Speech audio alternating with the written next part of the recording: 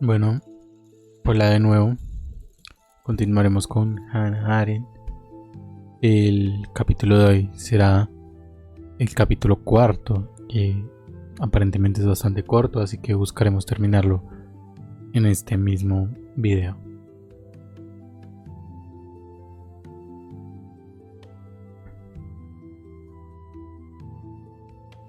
No siendo más, comencemos.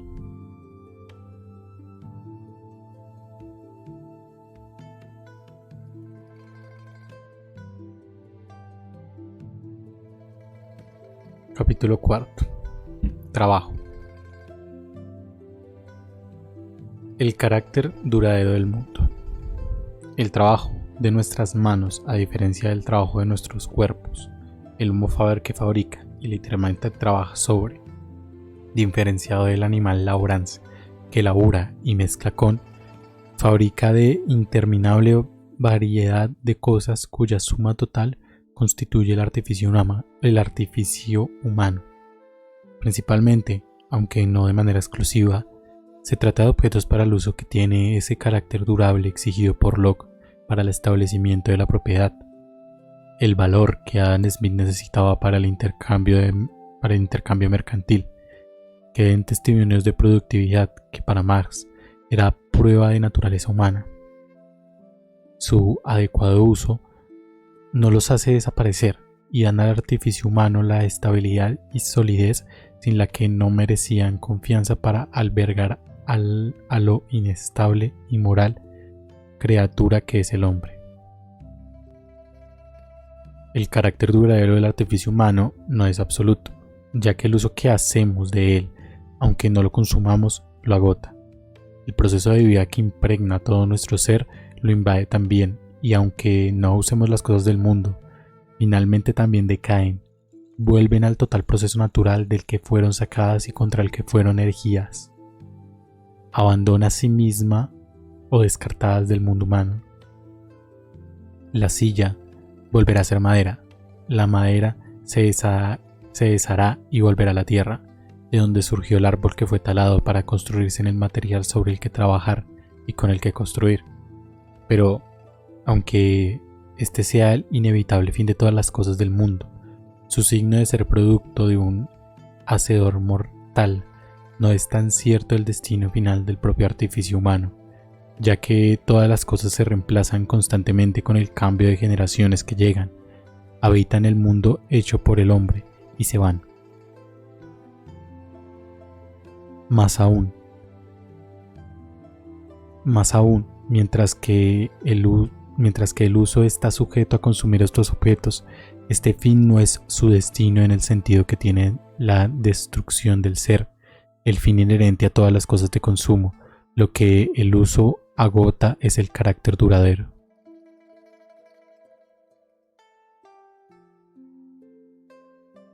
Este carácter duradero da a las cosas del mundo su relativa independencia con respecto a los hombres que las producen y las usan, su objetividad que las hace soportar, resistir y perdurar, al menos por un tiempo, a las voraces necesidades y exigencias de sus fabricantes y usuarios. Desde este punto de vista, las cosas del mundo tienen la función de estabilizar la vida humana y su objetividad radica en el hecho de que, en contradicción con la opinión de Heráclito de que el mismo hombre nunca puede adentrarse en el mismo arroyo, los hombres, a pesar de su siempre cambiante naturaleza, pueden recuperar su unicidad, es decir, su identidad, al relacionarse con la misma silla y con la misma mesa. Dicho con otras palabras, contra la subjetividad de los hombres se levanta la objetividad del mundo, hecho por el hombre, más bien que la sublime indiferencia de una naturaleza intocada, cuya abrumadora fuerza elemental, por el contrario, les obliga a girar inexorablemente en el círculo de su propio movimiento biológico, tan estrechamente ajustado al movimiento cíclico total de la familia de la naturaleza.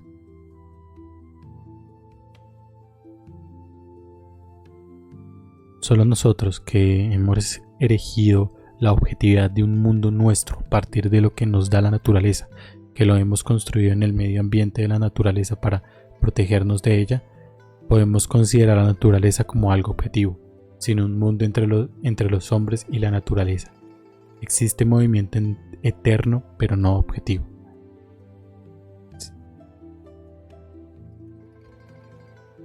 Voy a releer este pequeño apartado porque creo que me confundí. Solo nosotros, que hemos erigido a la objetividad de un mundo nuestro a partir de lo que nos da la naturaleza, que lo hemos construido en el medio ambiente de la naturaleza para protegernos de ella, podemos considerar la naturaleza como algo objetivo. Si en un mundo entre los hombres y la naturaleza existe movimiento eterno, pero no objetivo. Okay. Esta parte está realmente algo difícil de comprender.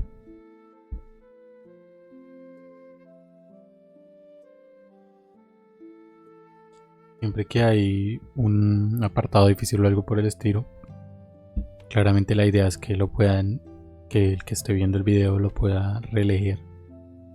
Y por eso me gusta mostrar la lectura.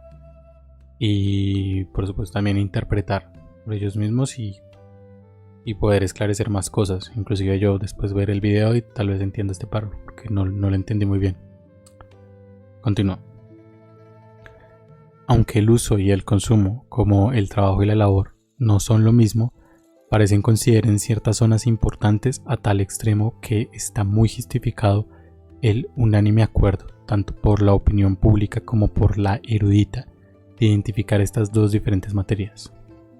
En efecto, el uso contiene un elemento de consumo en la medida en que el proceso de desgaste se realiza mediante el contacto del objeto de uso con el organismo vivo de consumo, y cuanto más próximo sea el contacto entre el cuerpo y la cosa usada, más apropiada parece una igualdad de ambos. Si, por ejemplo, uno interpreta la naturaleza de los objetos de uso en términos de indumentaria, se sentirá tentado a sacar la conclusión de que el uso no es más que consumo a paso más lento.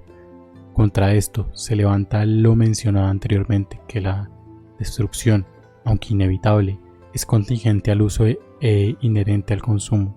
Lo que diferencia al par de zapatos más endebles de los simples bienes de consumo es que los zapatos no se estropean sino los llevo, que tienen su propia independencia, por modesta que sea, que les capacita para sobrevivir incluso durante considerables tiempos a la cambiante disposición de ánimo de su dueño. Usados o no, permanecerán en el mundo durante cierto tiempo, a menos que los destruya el desenfreno.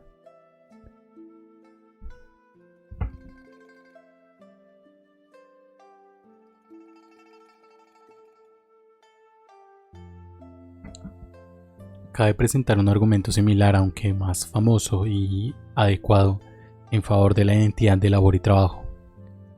La labor del hombre más necesaria y elemental, el cultivo del subsuelo, parece un perfecto ejemplo de labor transformándose en trabajo.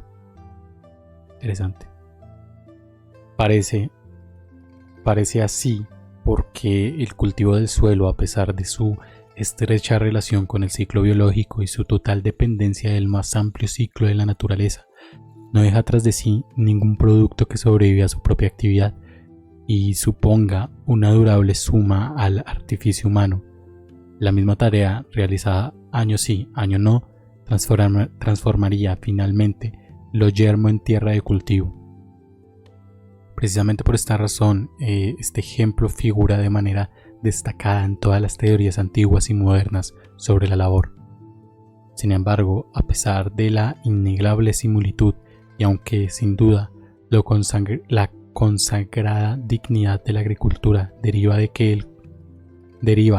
el cultivo del suelo no solo proporciona los medios de subsistencia, sino que en este proceso prepara también a la tierra para la edificación del mundo, incluso en caso de distinción sigue estando clara. La tierra cultivada no es, propiamente hablando, un objeto de uso con su propio carácter durable, y para su permanencia no requiere más que el ordinario cuidado de conservación. El suelo cultivado, para seguir así, exige elaborar a su debido tiempo. Dicho con otras palabras, una verdadera reificación en la que nunca se da que la existencia de la cosa producida queda asegurada de manera definida, ha de ser producida una y otra vez para que permanezca en el mundo humano.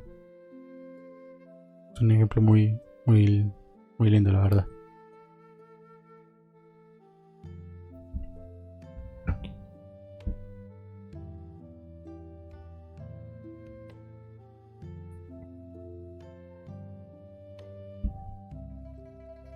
Reificación. La fabricación, el trabajo del Homo faber, consiste en reificación. La solidez inherente a todas las cosas, incluso las más frágiles, procede del material trabajado, pero este material en sí no se da simplemente como los frutos del campo y los árboles que podemos coger o dejar sin modificar la familia de la naturaleza. El trabajo ya es un producto de las manos humanas que lo han sacado de su lugar natural, ya matando un proceso de vida, como el caso del árbol que debemos destruir para que nos proporcione madera, o bien interrumpiendo uno de los procesos más lentos de la naturaleza, como el caso del hierro, piedra o mármol, arrancados de las entrañas de la tierra. Este elemento de violación y de violación está presente en toda fabricación, y el Homo faber, creador del artificio humano, siempre ha sido un destructor de la naturaleza. Una crítica muy pulsante. El animal laborans, que con su cuerpo y la ayuda de animales domésticos nutre la vida, puede ser señor y dueño de todas las criaturas vivientes, pero sigue siendo el siervo de la naturaleza y de la tierra. Solo el Homo faber se comporta como señor y amo de la tierra. Desde que se consideró su productividad e imagen de Dios creador, de manera que donde Dios crea ex nihilo, el hombre lo hace a partir de una determinada sustancia. La productividad humana quedó por definición sujeta a realizar una rebelión de Prometeo, ya que podía erigir un mundo hecho por el hombre solo tras haber destruido parte de la naturaleza creada por Dios.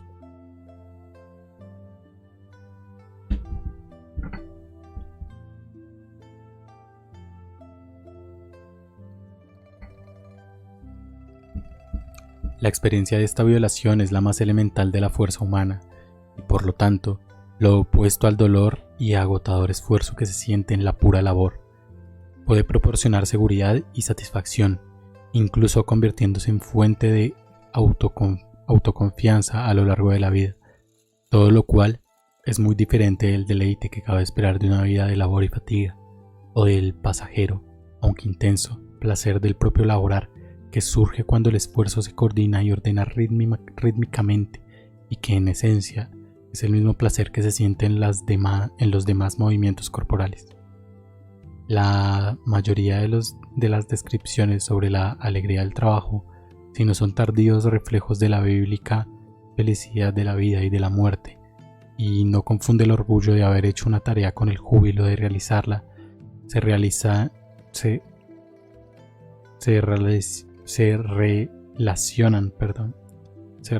con la soberbia sentida al ejercer una violenta fuerza que le sirve al hombre para medirse ante el abrumador poder de los elementos y que, mediante el astuto invento de ciertos útiles, sabe cómo multiplicar más allá de su propia medida.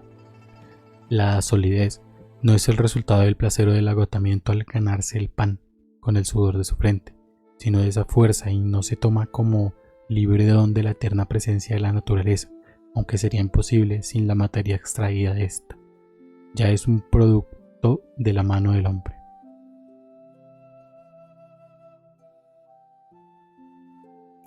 El verdadero trabajo de fabricación se realiza bajo la guía de un modelo de acuerdo con el cual se constituye el objeto. Dicho modelo puede ser una imagen contemplada por la mente o bien un boceto en el que imagen tenga ya un intento de materialización mediante el trabajo. En cualquier caso, lo que guía el trabajo de fabricación está al margen del fabricante y precede al verdadero proceso de trabajo casi de la misma manera que los apremios del proceso de la vida en el laborante preceden al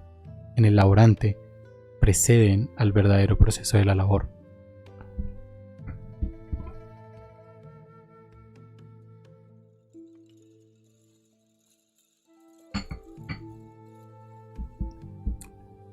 Esta descripción está en flagrante contradicción con los hallazgos de la moderna psicología que afirma casi unánimemente que las imágenes de la mente se hallan tan localizadas en nuestra cabeza como los dolores del hambre se localizan en nuestro estómago. Esta subjetividad de la ciencia moderna reflejó solo de una manera más radical subjeción del mundo moderno. Se justifica en este caso en el hecho de que la mayor parte del trabajo realizado en el mundo moderno se hace a modo de labor, de manera que el trabajo, aunque lo quisiera, no podría laborar para su trabajo en vez de para sí mismo, y a menudo es mero instrumento en la producción de objetos, de cuyo último aspecto no tiene la menor idea. Estas circunstancias, si bien de gran importancia histórica, no son pertinentes en una descripción de las fundamentales articulaciones de la vida activa. Lo que realmente muestra atención es el auténtico foso que separa todas las sensaciones corporales, placer o dolor, deseos y satisfacciones, que no son tan privadas, que son tan privadas que ni siquiera pueden expresarse de manera adecuada, mucho menos representarse en el mundo exterior, y por lo tanto incapaces por completo de ser transformadas. De las imágenes mentales que tan fácil y naturalmente se presentan a la reificación, que no concibe construir una cama sin tener antes alguna imagen, alguna idea de una cama ante nuestros ojos internos, y podemos imaginar una cama sin recurrir a alguna experiencia visual de una cosa real.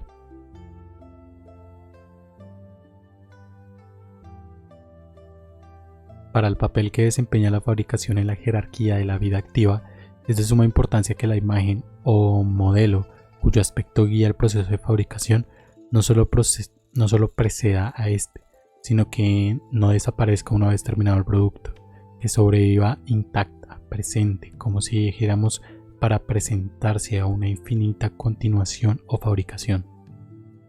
Esta potencial multiplicación inherente al trabajo es diferente en principio de la repetición, que es característica de la labor. Interesante afirmación. ¿Por qué? Sería la pregunta.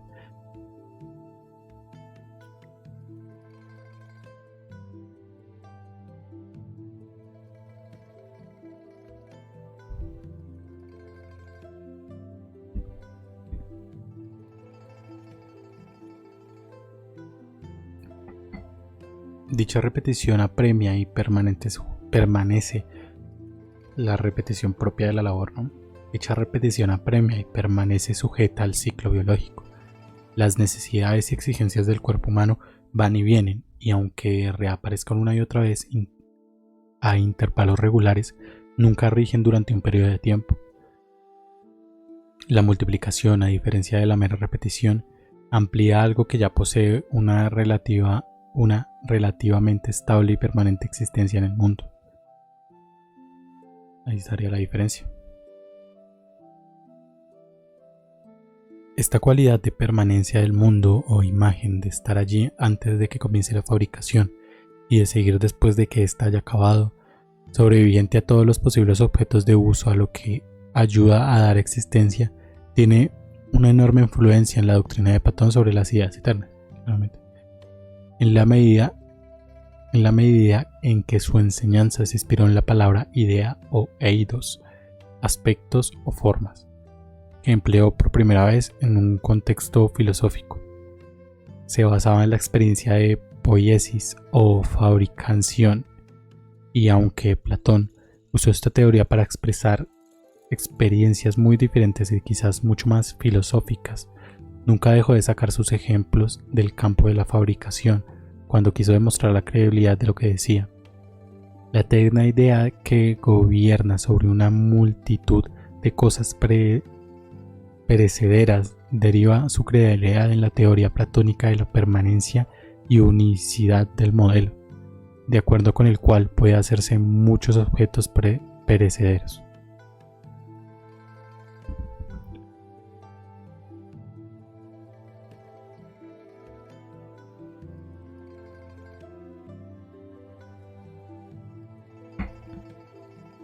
El proceso de fabricación está en sí mismo determinado enteramente por las categorías de medio y fin.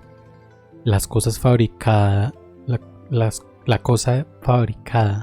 Es un producto final en el doble sentido de que el proceso de producción termina allí.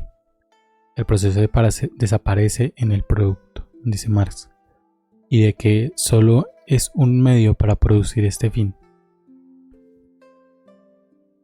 Es indudable que también la labor produce para el fin del consumo, pero puesto que este fin, la cosa que ha de consumirse, carece de la mundana permanencia de un objeto de trabajo, el fin del proceso no está determinado por el producto final, sino más bien por el agotamiento del poder laboral, mientras que los propios productos pasan a ser de inmediato medios otra vez, medios de subsistencia y reproducción de la fuerza de la labor. Por el contrario, en el proceso de fabricación, el fin está fuera de duda.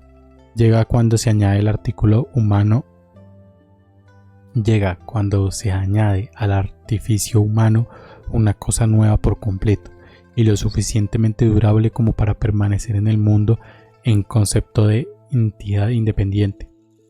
En lo que respecta a la cosa, producto final de la fabricación, el proceso no necesita repetirse.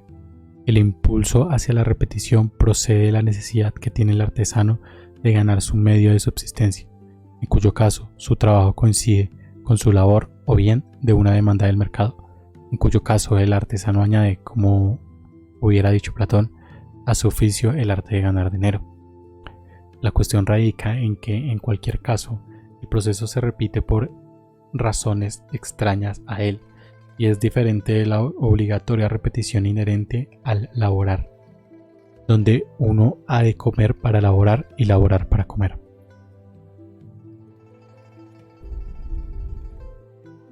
Tener un comienzo definido y un fin definido, predictible, es el rasgo propio de la fabricación que mediante esta sola característica se diferencia de las restantes actividades humanas.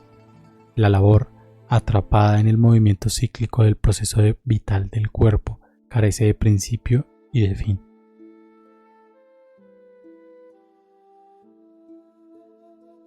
La acción, aunque puede tener un definido principio, nunca tiene, como ya veremos, un fin predictible. Esta gran confianza del trabajo se refleja en el proceso de fabricación a de semejanza de la acción. No es irreversible. Toda cosa producida por manos humanas puede destruirse y ningún objeto de uso se necesita tan urgentemente en el proceso de vida que su fabricante no pueda sobrevivir y destruirlo. El Homo faber es efectivamente señor y dueño, no solo porque es el amo o se ha impuesto como tal en toda la naturaleza, sino porque es dueño de sí mismo y de sus actos. No puede decirse lo mismo del animal laborans, sujeto a las necesidades de su propia vida, ni del hombre de acción, que depende de sus semejantes, solo con su imagen del futuro producto. El Homo faber es libre de producir y frenar al hombre hecho por sus manos, es libre de destruir.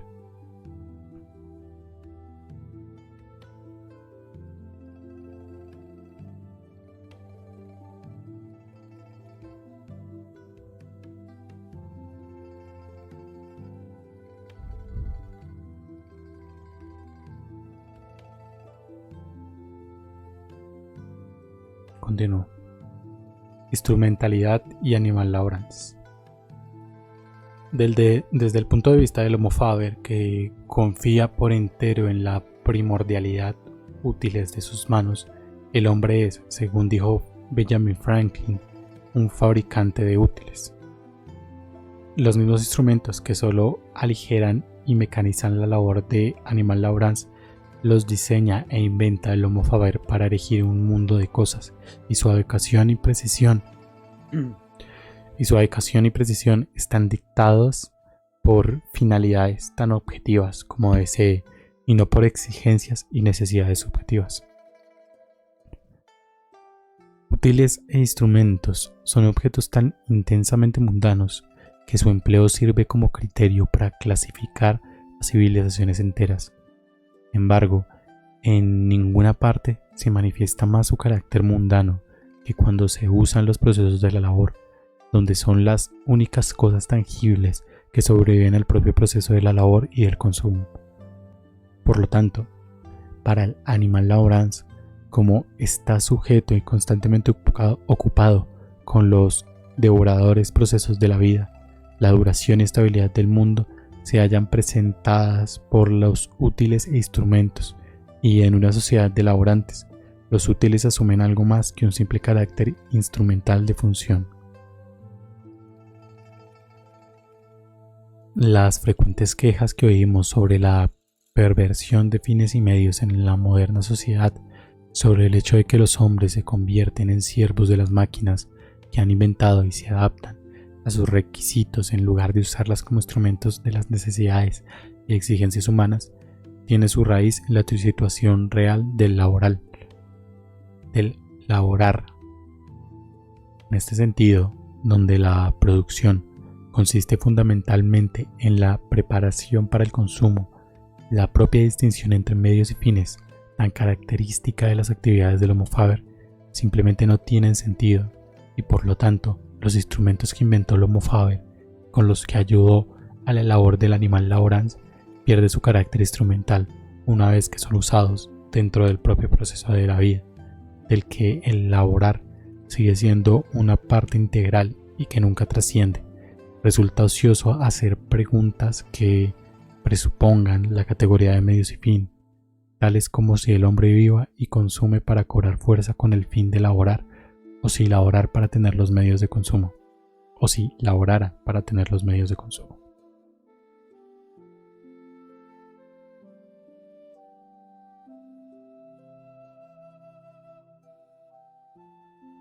Si consideramos en términos de conducta humana esta pérdida de la facultad para distinguir con claridad entre medios y fines, cabe decir que la libre disposición y uso de los instrumentos para un específico producto final queda reemplazada por la unificación rítmica del cuerpo laborante con su utensilio, en la que el movimiento del propio laborar actúa como fuerza unificadora. La labor, no el trabajo, requiere para alcanzar los mejores resultados una ejecución rítmica ordenada y, en la medida en que se agrupen muchos laborantes, una rítmica coordinada de todos los movimientos individuales. En esta noción, los útiles pierden su carácter instrumental y la clara distinción entre el hombre y sus utensilios, así como sus fines, se hacen borrosa.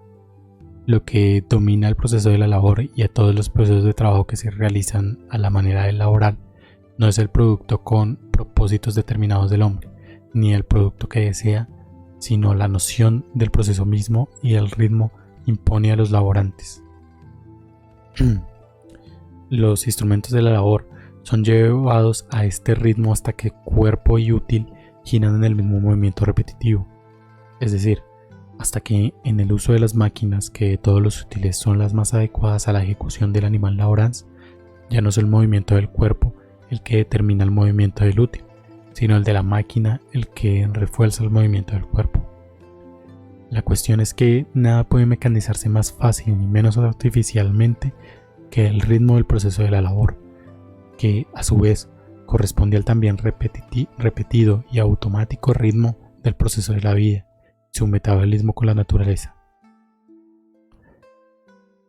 Precisamente porque el animal laborans no emplea los útiles instrumentos para construir un mundo, sino para facilitar las labores de su propio proceso vital, ha vivido literalmente en un mundo de máquinas desde que la revolución industrial y la emancipación de la labor reemplazaron casi todos los útiles manuales por las máquinas, que de una u otra manera suplementaron la fuerza de la labor humana con el superior poder de las fuerzas naturales.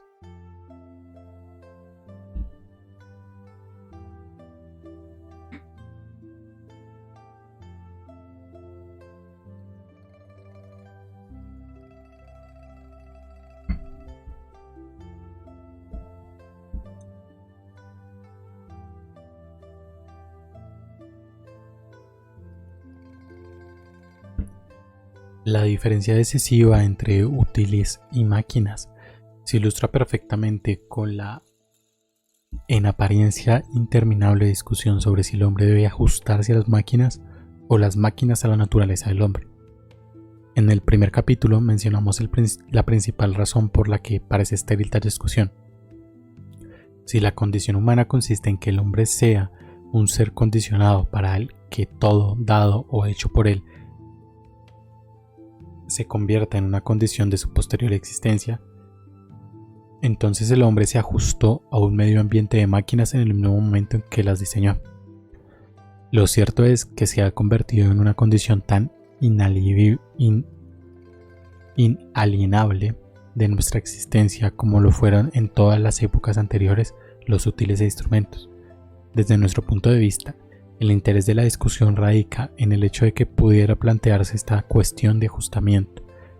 No hubo ninguna duda en que el hombre se ajustara o necesitara especial ajustamiento a los útiles que empleaba. Uno podría haberse ajustado igualmente a sus manos. El caso de las máquinas es enteramente distinto. A diferencia de los útiles del artesano, que en todo momento del proceso de trabajo siguen siendo siervos de la mano, las máquinas exigen que el trabajador las sirvan a ellas, que ajuste el ritmo natural de su cuerpo a su movimiento mecánico. Esto no solo implica que el hombre como tal se ajuste o se convierta en un servidor de su máquina, sino que también significa, mientras dura el trabajo de las máquinas, que el proceso mecánico ha reemplazado al ritmo del cuerpo humano. Incluso el más refinado útil sigue siendo una ayuda, incapaz de reemplazar o guiar a la mano. Incluso la más primitiva máquina guía la labor del cuerpo y finalmente la reemplaza por completo.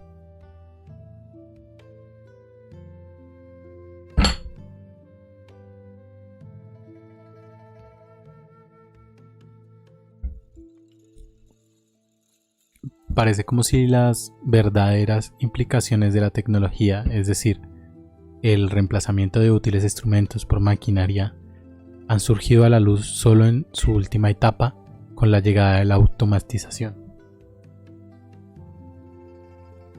Para nuestros propósitos, puede ser útil recordar, aunque sea brevemente, las principales etapas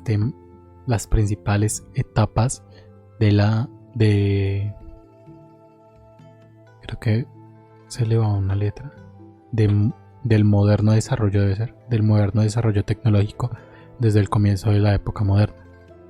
La primera etapa, la invención de la máquina de vapor que llevó a la revolución industrial, todavía estaba caracterizada por la imitación de los procesos naturales y el empleo de la fuerza laboral para los objetos humanos, que en principio no diferían del antiguo uso de la fuerza del agua y del viento. El principio de la máquina de vapor no era nuevo, pero sí era el descubrimiento y uso de las minas de carbón para alimentarlas. Los útiles máquinas de esta primera etapa reflejan esta intención de procesos naturales conocidos, imitan y aprovechan al máximo las actividades naturales de la mano humana, pero hoy día se nos dice que la mayor trampa en la que podemos caer consiste en asumir que el objetivo del diseño es la reproducción de los movimientos de la mano del operador o laborante.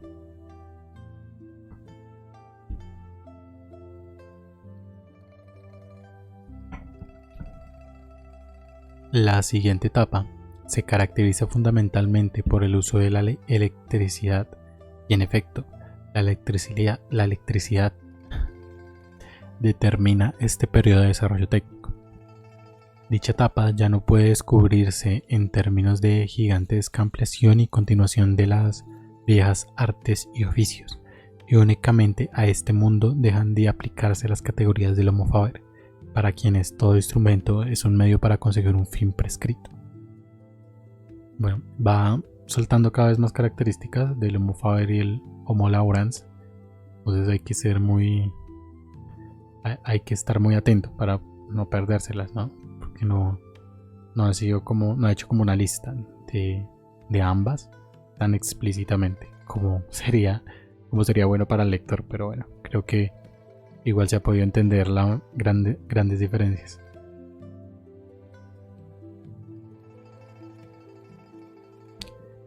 Aquí ya no usamos el material de la forma que lo produce la naturaleza, es decir, matando y interrumpiendo los procesos naturales.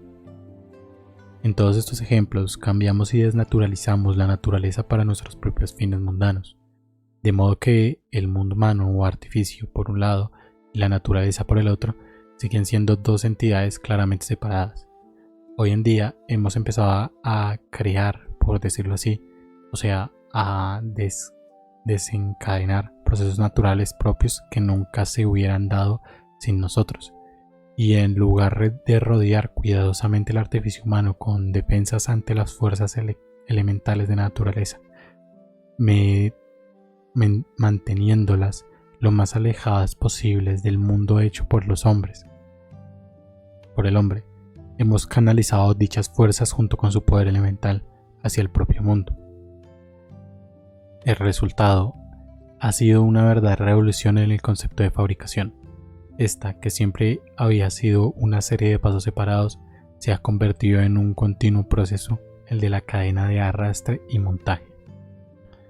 La automatización es la etapa más reciente de este desarrollo, que en efecto eliminó toda la historia del maquinismo. Seguirá siendo el punto culminante del progreso moderno, incluso si la era atómica y la tecnología basada en los descubrimientos nucleares le pone rápidamente punto final.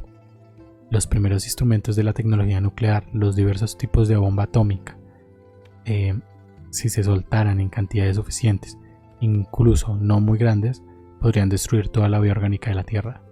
Prueba suficiente de la enorme escalada que podría traer tal cambio. Ya no se trataría de desencadenar y liberar los procesos naturales elementales, sino de manejar en la vida cotidiana de nuestra Tierra energía y fuerza que solo se dan en el universo. Esto ya se ha hecho, si bien solo en los laboratorios de los físicos nucleares.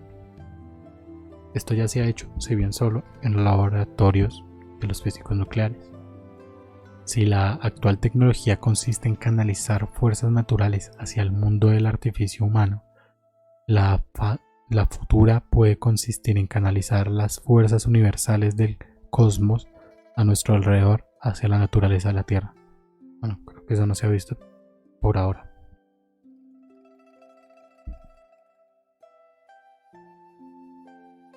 Queda por ver si estas futuras técnicas transformarán la familia de la naturaleza tal como la conocemos desde el comienzo de nuestro mundo, en la misma medida o incluso mayor que la presente tecnología ha cambiado la misma mundanidad del artificio humano. No creo que por ahora esa tecnología no ha llegado, pero ciertamente se ha introducido una parte muy importante que es la digitalización de la vida mundana. Claramente eso no lo ha alcanzado a oler Hannah Arendt, o por lo menos no por ahora. La canalización de las fuerzas naturales hacia el mundo humano ha destrozado el determinado propósito del mundo. El hecho de que los objetos son los fines para los que se diseñan los útiles instrumentos. Característica de todos los procesos naturales es que surgen sin ayuda del hombre y que son naturales las cosas que no se hacen, sino que por sí mismas se convierten en lo que sean. Esto también es el auténtico significado de nuestra palabra naturaleza. La derivamos de su raíz latina nasi, nacer, o la remontamos a su origen griego sisis, que precede de siein, surgir, de aparecer por sí mismo. A diferencia de los productos de las manos del hombre, que han de realizarse paso a paso y cuyo proceso de fabricación es enteramente distinto a la existencia de la cosa fabricada, la natural existencia de la cosa no está separado, sino de algún modo es idéntico al proceso mediante el que se origina. La simiente contiene y en cierto sentido ya es árbol, y este deja de ser si se detiene el proceso de crecimiento por el que cobra existencia. Si consideramos que estos procesos teniendo como fondo los propósitos humanos que tienen un comienzo deseado y un fin definido, asumen el carácter de automatismo. Llamamos automáticos a todos los momentos que se mueven por sí mismos y por lo tanto, al margen del alcance de la deseada y determinada interferencia en la producción introducida por la automación, la distinción entre operación y producto, lo mismo que la procedencia del producto sobre la operación, que solo es el medio para producir el fin, carecen de sentido y se han hecho anticuadas.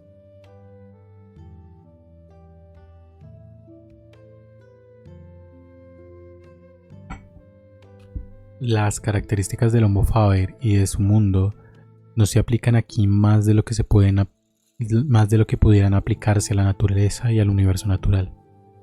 A esto se debe, dicho sea de paso, que quienes hoy día abogan por la automatización suelen adaptar una actitud muy firme contra el aspecto mecanicista de la naturaleza y el utilitarismo práctico del siglo XVIII, eminentemente característico de la parcial y unilateral orientación del trabajo del Homo faber. La discusión del trabajo global de la tecnología, es decir, de la transformación de la vida y del mundo mediante la introducción de la máquina, se ha descarriado extrañamente al concentrarse de modo exclusivo en el servicio o no servicio que las máquinas prestan al hombre. Se da por supuesto que todo útil e instrumento se diseña fundamentalmente para hacer más fácil la vida humana y menos penosa la labor del hombre. Su instrumentalidad se entiende de modo exclusivo con este sentido antropocéntrico, pero la instrumentalidad de útiles instrumentos está mucho más estrechamente relacionada con el objeto que se plantea producir y su puro valor humano. Queda restringido al uso que hace de ellos el animal labrans. Dicho con otras palabras, el Homo faber, fabricante de utensilios, inventó los útiles instrumentos para erigir un mundo, y no, al menos de manera fundamental, para ayudar al proceso de vida humana. La cuestión, por consiguiente, no es tanto saber si somos dueños o esclavos de nuestras máquinas, sino si éstas aún sirven al mundo y a sus cosas, o si por el contrario, dichas máquinas y el movimiento automático de su proceso han comenzado a dominar e incluso a destruir el mundo y las cosas.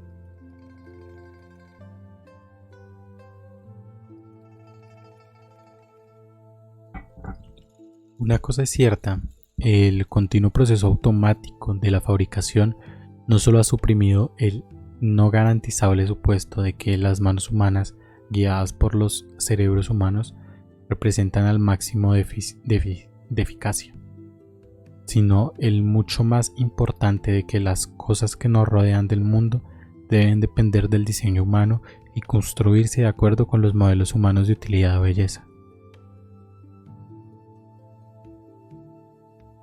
En lugar de la utilidad y belleza que son modelos del mundo, diseñamos productos que aún cumplen ciertas funciones básicas, pero cuyo aspecto queda primordialmente determinado por la operación de la máquina. Las funciones básicas son, claro está, las propias del proceso vital del animal humano, ya que ninguna otra función es básicamente necesaria, pero el producto mismo, no solo sus variantes, sino incluso el cambio total a un nuevo producto, depende por completo de la capacidad de la máquina. Diseñar objetos para la capacidad operativa de la máquina en vez de diseñar máquinas para la producción de ciertos objetos sería lo inverso a la categoría medios-fin, y esta categoría aún tiene sentido. Pero incluso el fin más general, la liberación de la mano de obra que se asignó a las máquinas, se considera ahora un objeto secundario y obsoleto, inadecuado y restrictivo del pasmoso incremento de la eficacia. Tal como están las cosas hoy en día, se ha hecho tan carente de sentido describir este mundo de máquinas en términos de medios y fin, como siempre lo fue preguntarse si la naturaleza produce la simiente para producir el árbol o este para producir la simiente.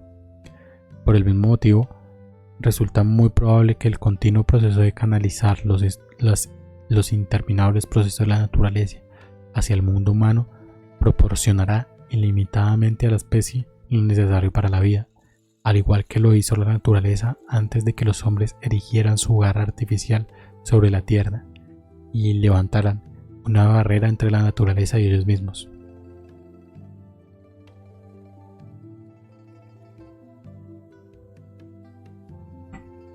Para una sociedad de laborantes, el mundo de las máquinas se ha convertido en un sustituto del mundo real. Aunque este pseudomundo no pueda realizar la tarea más importante del artificio humano, que es la de ofrecer a los mortales un domicilio más permanente y estable que ellos mismos. En el proceso continuo de la operación, este mundo de máquinas pierde incluso este carácter mundano independiente que en tan alto grado poseían los útiles, instrumentos y la primera maquinaria de la época moderna. Los procesos naturales de lo que se alimenta la relación cada vez más con el propio proceso biológico, de manera que los aparatos que manejamos libremente en otros tiempos comienzan a aparecer caparazones pertenecientes del cuerpo humano, como el caparazón pertenece al cuerpo de la tortuga, considerada desde este ventajoso punto de vista, la tecnología ya no se presenta como el producto de un consistente esfuerzo humano para aumentar el poder material, sino como desarrollo biológico de la humanidad, en la que las estructuras innatas del organismo humano están trasplantadas en medidas siempre crecientes al medio ambiente del hombre.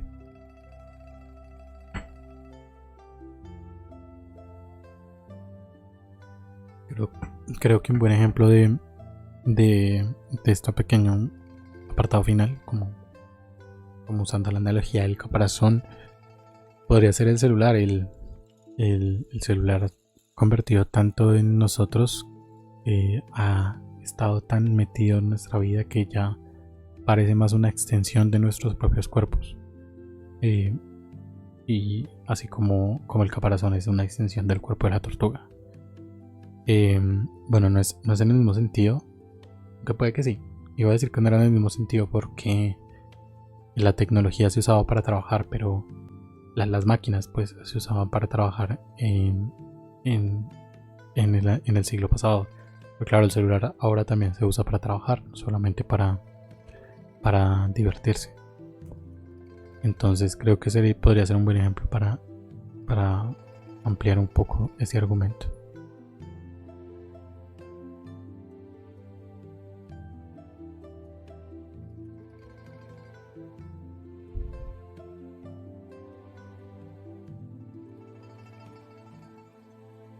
Instrumentalidad y Homo faber.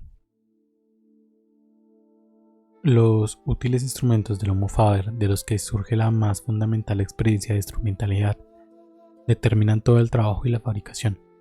Así que aquí sí que es cierto que el fin justifica los medios, más aún, los produce y los organiza. El fin justifica la violencia ejercida sobre la naturaleza para obtener el material, como la madera justifica la muerte del árbol y la mesa la destrucción de la madera. Debido al producto final, se diseñan los útiles y se inventan los instrumentos, y el mismo producto final organiza el propio proceso de trabajo, decide los especialistas que necesita, la medida de cooperación, el número de ayudantes, etc. Durante el proceso de trabajo, todo se juzga en términos de convivencia y utilidad para el fin deseado, para nada más.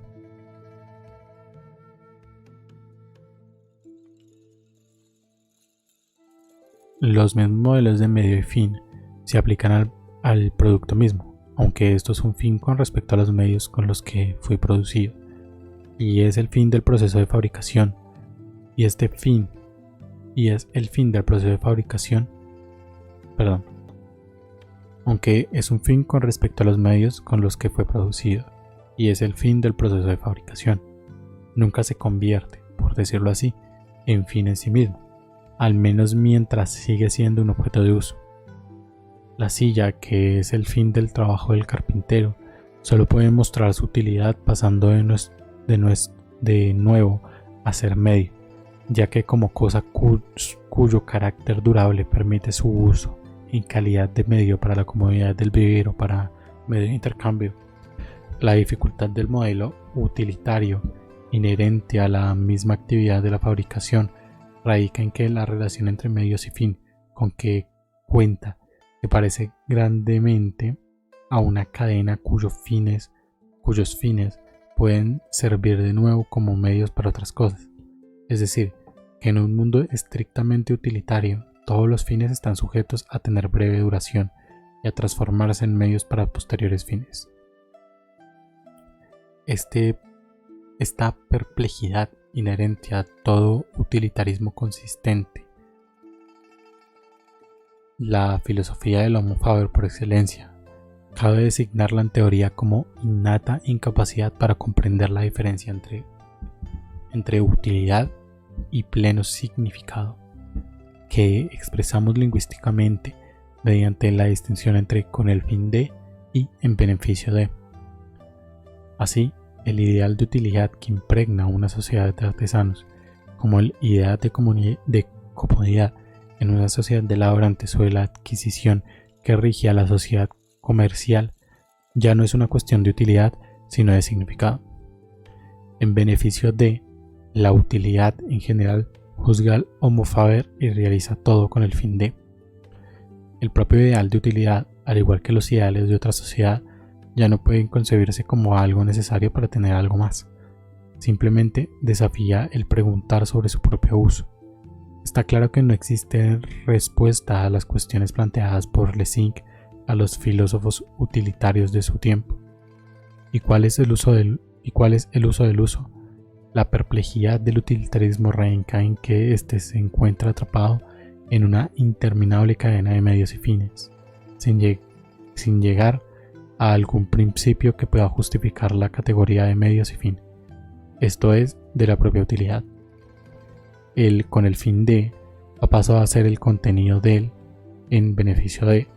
En otras palabras, la utilidad establecida como significado genera la significación. Dentro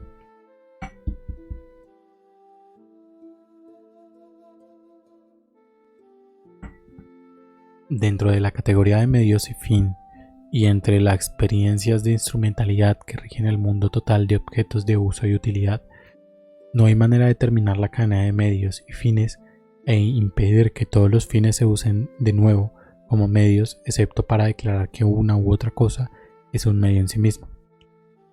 En el mundo del Homo faber, donde todo va a ser de algún modo, es decir, debe presentarse como instrumento para realizar algo más, el propio significado solo puede presentarse como fin en sí mismo, que realmente es una tautología que se aplica a todos los fines o una contradicción terminológica, porque un fin, una vez alcanzado, deja de ser un fin y pierde su capacidad para guiar y justificar la elección de medios, para organizarlo y producirlo.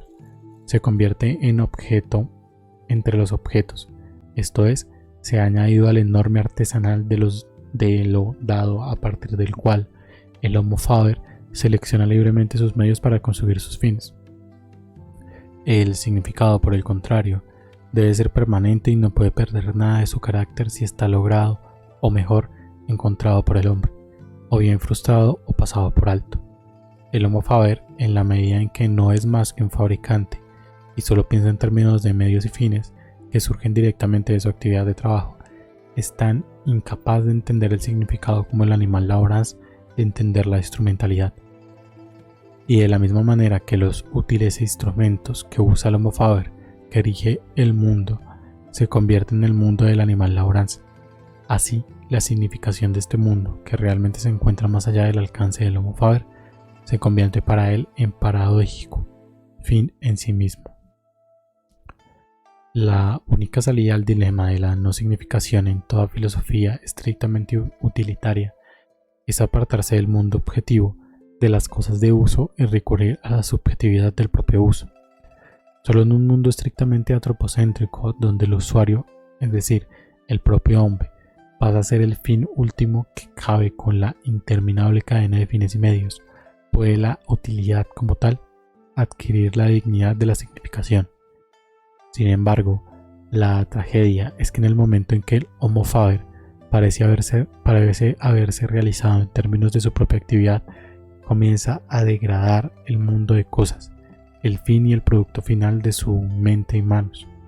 Si el hombre es el fin más elevado, la medida de todas las cosas, entonces no solo la naturaleza tratada por el Homo faber como casi el material sin valor sobre el que trabajar, sino las propias cosas valiosas se convierten en simples medios, perdiendo con ello su intrínseco valor.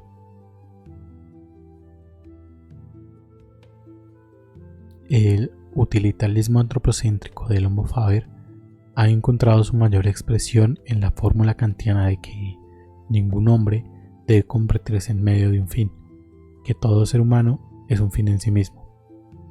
Aunque conocíamos anteriormente, por ejemplo, a las instancias de Locke de que a ningún hombre debe permitírsele poseer el cuerpo de otro o usar su fuerza corporal, las fatales consecuencias que invariablemente ha de ocasionar en la esfera política pensar, sin trabas ni guía alguna, en términos de medios y fines, solamente en Kant la filosofía de las etapas precedentes a la época moderna se liberó por entero de las trivialidades del sentido común que siempre hallábamos donde el Homo faber regula los modelos de sociedad. La razón se debe, claro está, a que Kant no deseaba formular o conceptualizar los dogmas del utilitarismo de su tiempo, sino que por el contrario, quería ante todo relegar la categoría de los medios fin a su propio lugar e imponer su empleo en el marco de la acción política. Su fórmula, sin embargo, no puede negar su origen del pensamiento utilitario, al igual que su famosa y también paradójica interminación de la actitud del hombre hacia los únicos objetos que no son para uso, es decir, las obras de arte, en las que, a su entender, tenemos placer sin interés. Porque la misma operación que constituye al hombre como supremo fin, le permite, si puede, subrayar toda naturaleza a él, es decir, degradar la naturaleza y el mundo a simples medios, despojándolo de su independiente dignidad. Ni siquiera Kant pudo solventar la perplejidad o iluminar la ceguera del Homo faber con respecto al problema del significado, sin recurrir al paradójico fin en sí mismo. Y esta perplejidad radica en el hecho de que mientras que solo la fabricación con su instrumentalidad es capaz de construir un mundo, este mundo se hace sin valor como el material empleado, simples medios para posteriores fines. Si a los modelos que gobernaron su toma de existencia se le permite regirlos tras su establecimiento.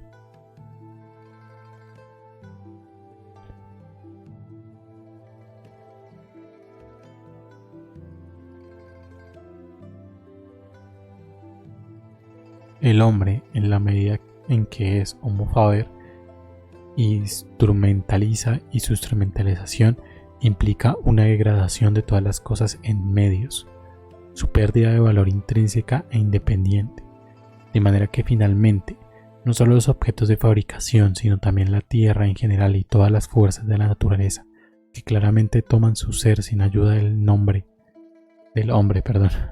un poco borrado el H, sin ayuda del hombre y tienen una existencia independiente del mundo humano, pierden su valor debido a que no presentan la reificación que proviene del trabajo.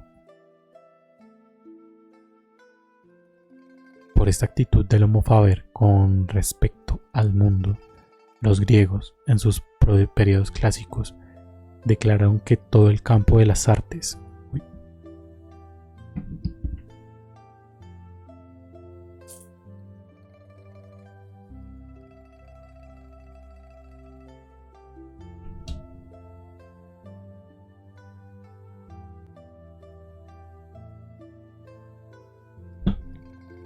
Retomo. Por esta actitud del Homo faber con respecto al mundo, los griegos en su periodo clásico declararon que todo el campo de las artes y de los oficios, donde el hombre trabaja con instrumentos y hace algo no en su propio beneficio, sino para producir algo más, era bonausico, palabra cuyo mejor traducción sea la de filisteo, es decir, vulgaridad de pensamiento y actuación de conveniencia. Este vehemente desprecio no deja de asombrarse si pensamos que en modo alguno quedaron exceptuados de este veredicto los grandes maestros de la escultura y arquitectura griega. El tema en juego no es, claro está, la instrumentalidad como tal, el uso de los medios para lograr un fin, sino la generalización de la experiencia de fabricación en la que se establece la utilidad como modelo para la vida y el mundo de los hombres. Creo que esto que acaba de decir es súper clave, en últimas lo que quiere decir. Esta generalización es inherente a la actividad del Homo faber, debido a que la experiencia de fin y medio, tal como está presente en la fabricación, no desaparece con el producto terminado, sino que se extiende a su último destino, que es servir de objeto de uso. La instrumentalización del mundo y de la tierra, esa ilimitada evaluación de todo lo dado, ese proceso de crecimiento falta de significado, donde todo fin se transforma en medio y que solo puede detenerse haciendo del propio hombre el señor y dueño de todas las cosas. No surge directamente del proceso de fabricación, porque desde el punto de vista de fabricación, el producto acabado, en tanto un fin en sí mismo, una independiente y duradera entidad con existencia propia, como el hombre es un fin en sí mismo en la filosofía política kantiana, solo en la medida en que la fabricación produce principalmente objeto de uso, el producto acabado se convierte de nuevo en medio, y solo en la medida en que el proceso de la vida se apodera de las cosas y las usa para sus propósitos, la productiva y limitada instrumentalidad de la fabricación se convierte en la ilimitada instrumentalización de todo lo que existe.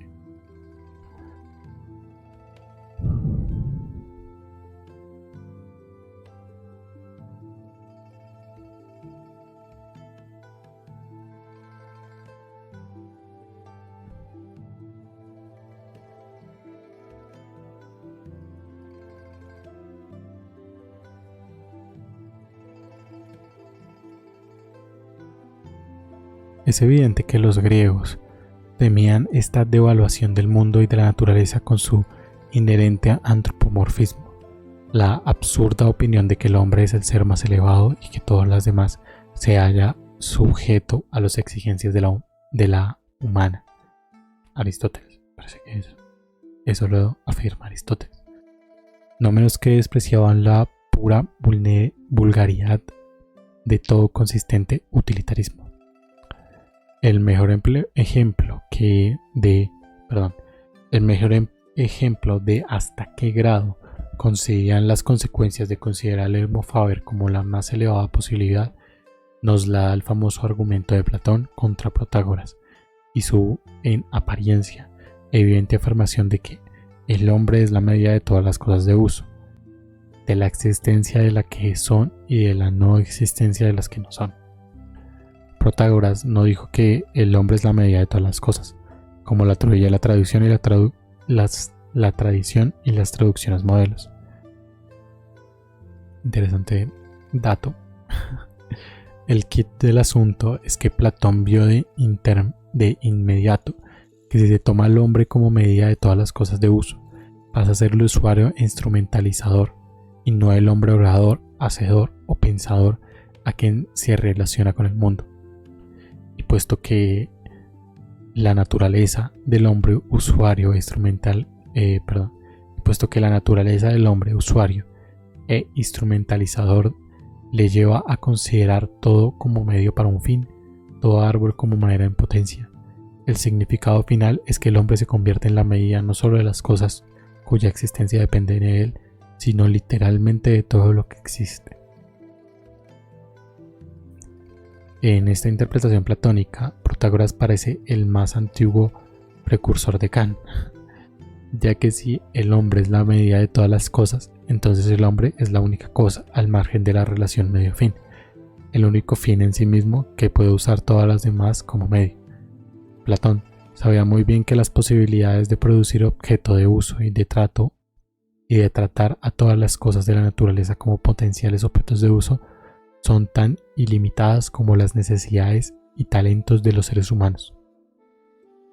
Si se permite que los modelos del Homo faber rijan al mundo acabado como necesario, han de regir el acceso a la existencia de este mundo, entonces el Homo faber terminará sirviendo de todo y considerando todo como simple medio para él.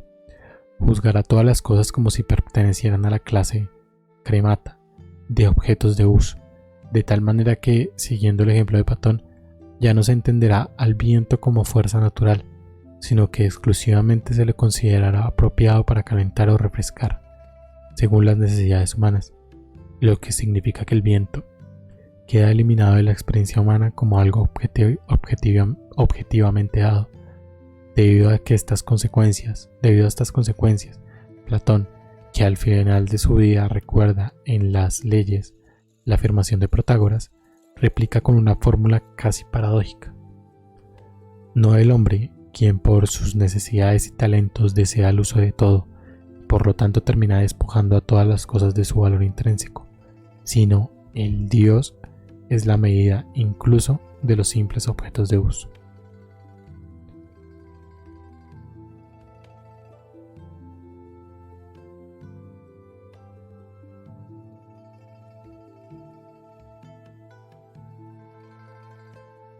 Bueno, creo que dejaremos aquí por hoy. Probablemente el capítulo el siguiente episodio sea un poco más corto porque queda bastante poco de este episodio. De este capítulo, perdón, de Hannah Arendt.